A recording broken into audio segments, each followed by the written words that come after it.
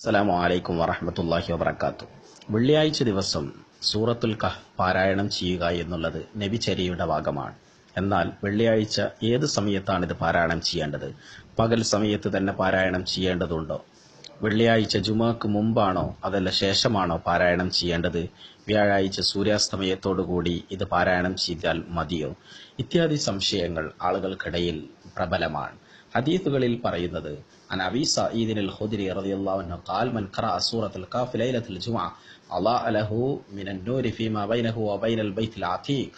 Darimi report ചെയ്യുന്ന പ്രസ്തുത ഹദീസിൽ വെള്ളിയാഴ്ച രാത്രിയിൽ ആരെങ്കിലും സൂറത്തുൽ കഹ്ഫ് പാരായണം ചെയ്താൽ എന്ന് വളരെ വ്യക്തമായി മനസ്സിലാക്കാൻ കഴിയുന്നു. എന്നാൽ മറ്റൊരു ഹദീസിൽ മൻ ഖറഅ സൂറത്തുൽ കഹ്ഫ് ഫി യൗമിൽ ജുമുഅ അളാഅ ലഹു മിനൻ നൂരി മാ ബൈനൽ ജുമുഅതൈൻ.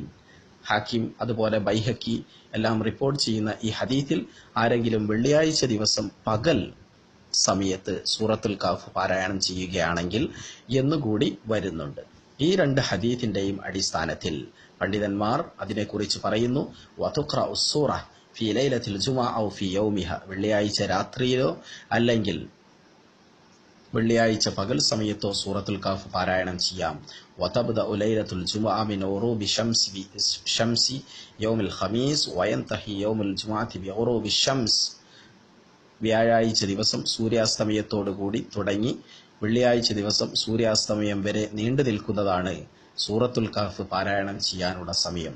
ഫയകൂൻ വഖ്തു ഖിറാഅത്തിഹാ മിൻ ഉറൂബി ശംസി യൗമിൽ ഖമീസ് ഇലാ ഉറൂബി ശംസി യൗമുൽ ജുമുഅ. അതിനാൽ തന്നെ വ്യാഴാഴ്ച സൂര്യാസ്തമയം കഴിഞ്ഞ് വെള്ളിയാഴ്ച സൂര്യാസ്തമയം വരെയുള്ള സമയത്തിനിടയ്ക്ക് ഏത് സമയത്തും ജുമുഅന്റെ മുമ്പായാലും ജുമുഅക്ക് ശേഷമായാലും വ്യാഴാഴ്ച രാത്രി സൂര്യാസ്തമയത്തിന് ശേഷമായാലും ഏത് സന്ദർഭത്തിലും സൂറത്തുൽ കഹ്ഫ് പാരായണം ചെയ്യൽ സുന്നത്താണ്. അത് പുണ്യമുള്ള കാര്യമാണ് എന്ന് മേൽ സൂചിത രണ്ട് ഹദീസുകളിൽ നിന്ന്